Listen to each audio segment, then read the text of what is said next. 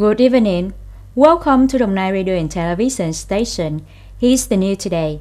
Deputy Secretary of the Đồng Nai Provincial Party Committee, head of the Provincial Steering Committee for Judicial Reform, Nguyễn Minh Cường, recently chaired a conference to reform the judicial reform work in the first 6 months of 2022 and implement tasks for the last 6 months of the year.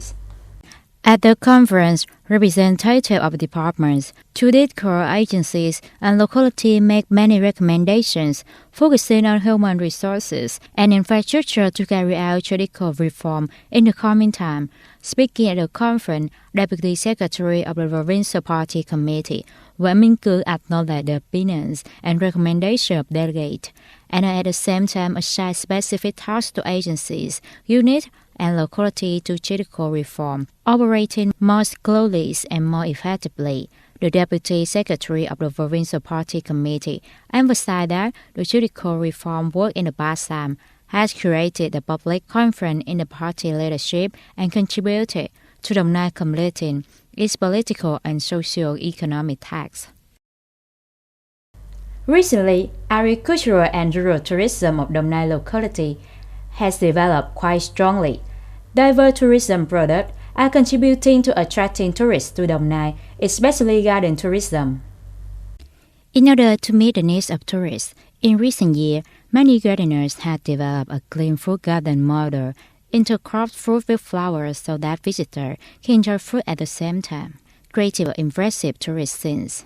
In addition, at tourist attractions, the garden also focuses on food service with many rustic dishes to give visitors a garden space during their time visiting and exploring in the garden. To further promote garden tourism, the Đồng Nai Department of Culture, Sport and Tourism is coordinating with sector and locality to organize tourism promotion activity to promote and introduce tourism products of Đồng Nai.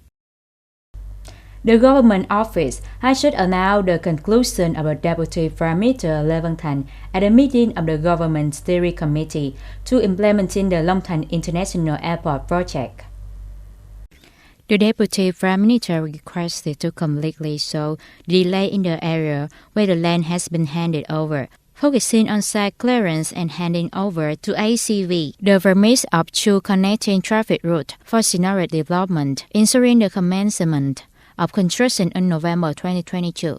In addition, Deputy Prime Minister Lê Văn Thành asked relevant agencies to continue to try to solve the work, stick to the set goal and structure, and try to complete the project on schedule by 2025. Ukrainian Infrastructure Minister Oleg Buratko said on July 23rd that the authority of the country will continue to prepare for the export of agricultural products from the port on the Black Sea, despite the same day that the missile attack happened on the port of Odessa. Minister Kubarov wrote on his personal Facebook page, "We do not trust Russia, but our partner and allies. That's why the initiative for the safe transport of bread and food from Ukraine port have been shared with the UN and Turkey, not with Russia." Earlier, on July 22nd, Istanbul, Russia, Ukraine, Turkey, and the United Nations signed an agreement on the export of Ukrainian grain from Black Sea port. In addition, Russia and the UN signed a memorandum of understanding on the export of Russian agricultural products and fertilizers. The World Health Organization Director General Tedros Adhanom on 20 July declared that the monkeypox outbreak a global health emergency, which is the highest level of alert the WHO has given. I have determined that this global outbreak of monkeypox is a medical emergency of international concerns, Tedros said in a statement.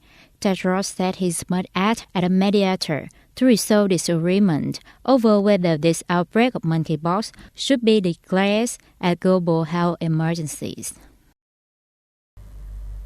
That's all for today. Thank you for watching. See you next time.